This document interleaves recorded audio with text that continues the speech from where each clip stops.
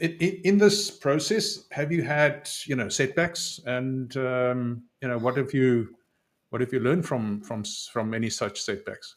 For sure, for sure. I mean, it's the first couple of years, especially, was completely new because we had I had to get into areas that I knew nothing about. I had to learn how to, set up a website, legal procedures, marketing, branding, all kinds of things that I may have studied a bit about before, but never did.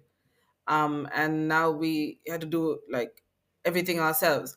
But Yeah, always kind of, I think, throughout my life, I think it's my dad who actually taught us this, always look at things from the bigger picture. It's just a moment, it's going to yeah, pass. But how you're going to recover from this, and how are you going to learn from it, and what can you do to fix it?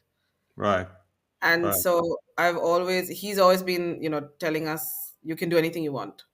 yeah, Nothing's from a very young age, because we were only three girls, and where I come from in the Asian culture, yeah, when you don't have boys in the family, my dad kind of made us boys, because he said yeah.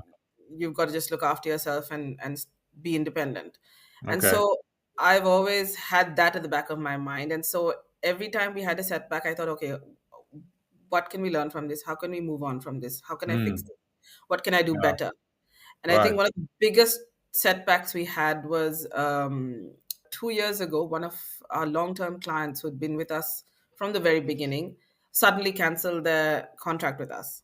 yeah, And then it kind of made us take a step back and realize that we should never be heavily dependent on one single client, and to constantly and consistently look at maintaining a very diverse portfolio of clients, so we're not heavily dependent on any one person.